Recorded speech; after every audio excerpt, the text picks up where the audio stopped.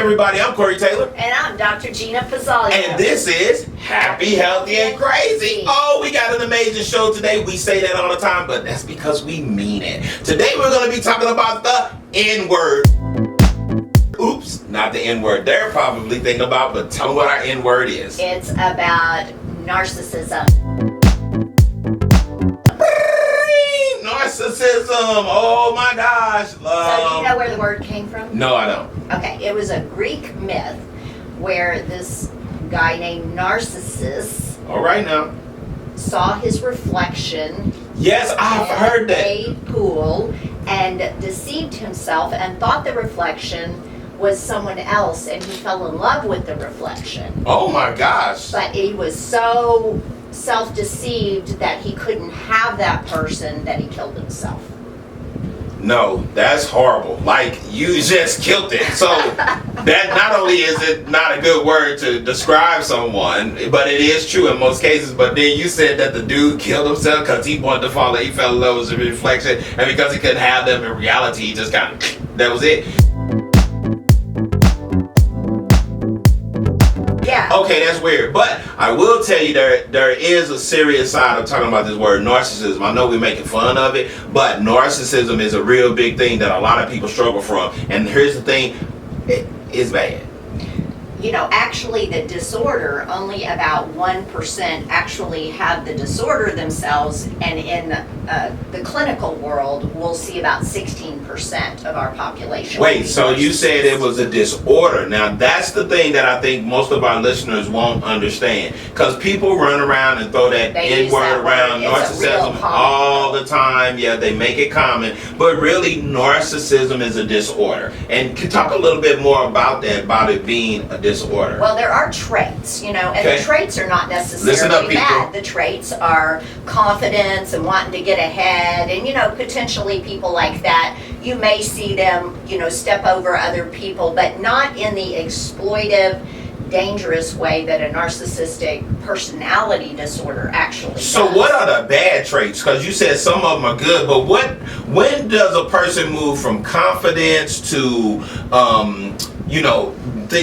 whatever you just said, but confidence and all that stuff, and then when does it shift to being bad, where it's like narcissist? Like, when do they turn the page? The deal with a narcissistic personality disorder is it's a grandiosity. It's beyond what the reality is. So their self-perception of importance, you notice, is very different from the reality of what the situation is. Right. And either you're in their world or you're their enemy. That's crazy. And they can be very vengeful people.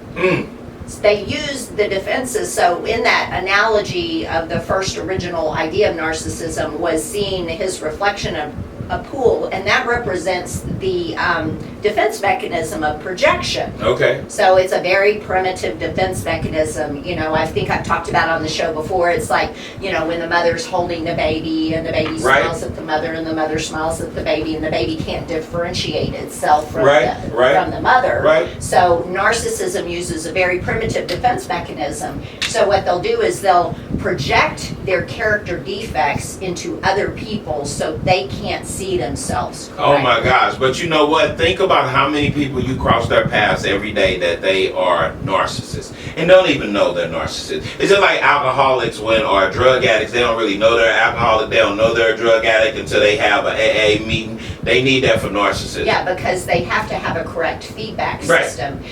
You know, the interesting research that was done a few years ago, because there's a few books out. One of them's really good. It's called Narcissism, the Underlying of Shame. I think that's by John Bradshaw. Okay. And he's a really good author on, you know, codependency and pathology. Right. But the thing is about narcissism is they cannot see themselves clearly. Right. And therefore they have to use these defense mechanisms. Okay. It's often collected with other personality disorders. Okay. And so you see it a lot of times in It's abuse. coupled up. And it's coupled up with other things. But here's the thing that gets me about people that are narcissists.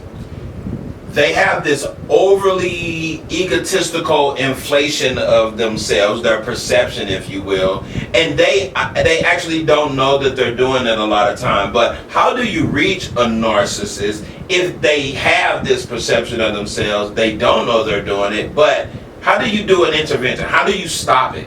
They have to first really recognize. It's like anything else. Like if you think of alcoholism or other other disorders, they have to recognize there's a loss. But if they're self-deceived, and then their perception is if someone leaves them, oh, it's their loss. But this is why I think it's a little bit different than being addicted to alcohol or addicted to drugs, because there is an adverse physical effect that will wake a person up with drugs and alcohol. I think we can agree on that. They either gonna have cirrhosis of the liver, they get violent outbreaks and stuff like this. But I think the thing that's so different about narcissism, it's like a sleeper disease, because it's hard for somebody to get you when your perceptions are already skewed. It's hard for somebody to get you to realize that you're doing it. And alcohol, they can say, look, you passed out, you blacked out, you was drunk, or if you on drugs, you in the hospital, you this. What do you tell a narcissist to help them get turned around when they already got a skewed mentality?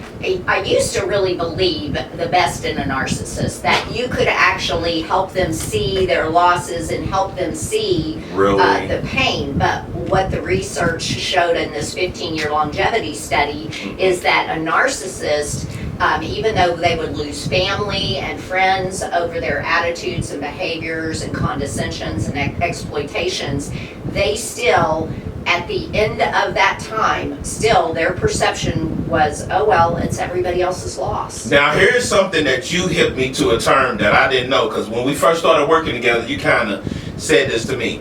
You used the terminology benevolent narcissist. Yes. What is, so for those out there in radio land or TV land, what is a benevolent narcissist? Because you say you kind of got some traits of a benevolent narcissist. Well, I was like, oh, I'm not a narcissist. And you was like, yeah, you got him. So what is it? Okay, it's a difference between traits, remember, and the disorder. Okay. But a benevolent narcissist is someone who gives, but their goal is not to give for the other person's sake. It's so they can feel good about themselves. Okay. That's wrong. You said that about me a long time ago.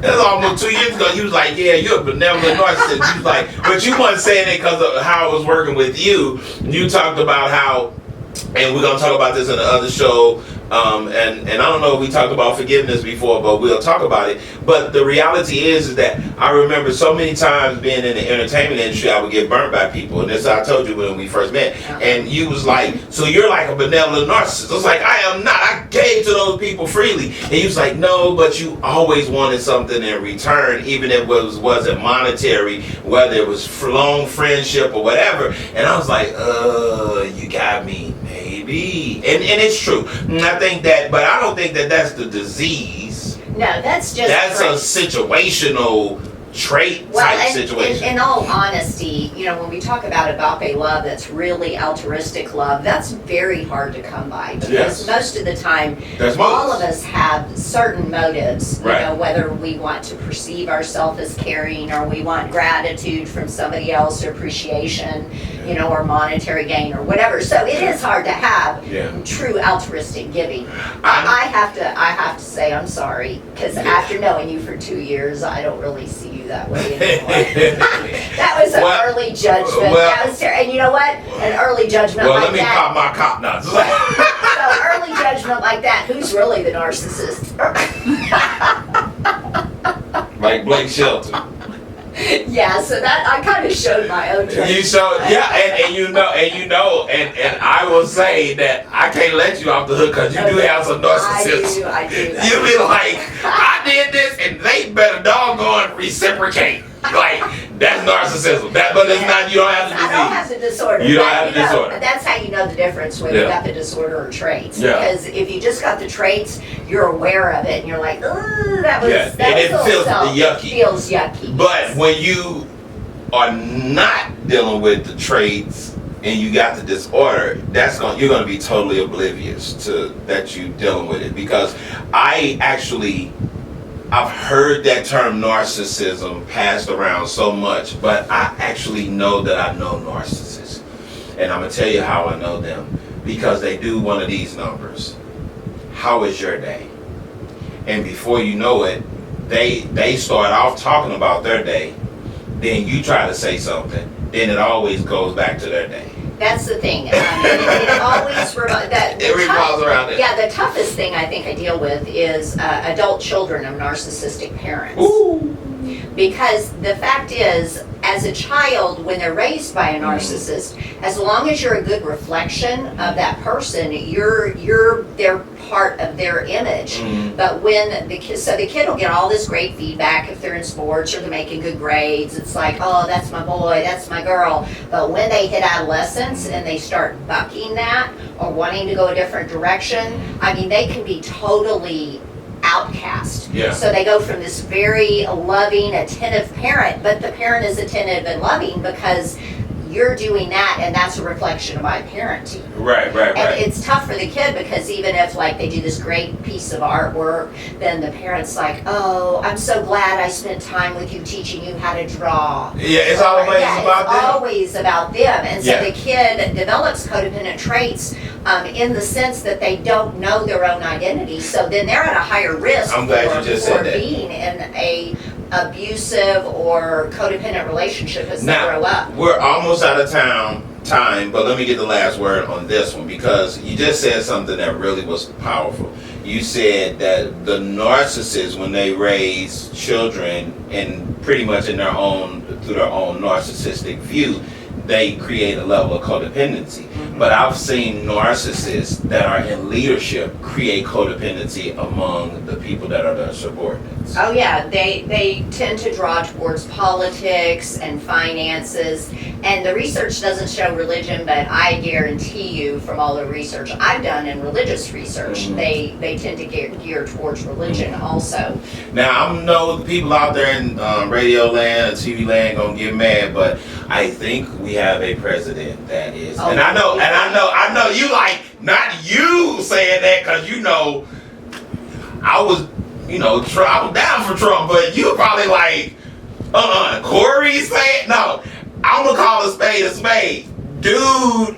Like, they just interviewed him and they were like, yeah, what about you dodging the draft and all that? He said, well, I think I made up for it because I just gave some $1 billion, and everybody's like, what does that have to do? You didn't give $1 billion though. You're the president of the United States.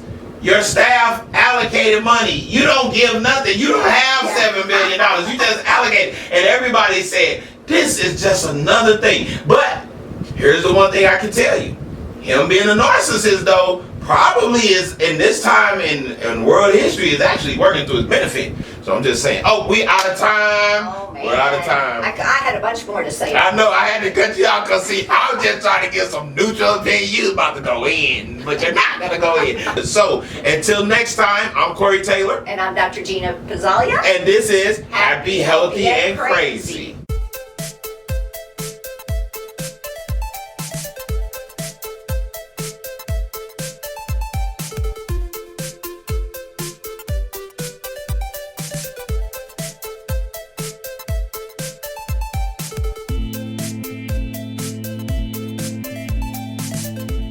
Take us out, Holmes.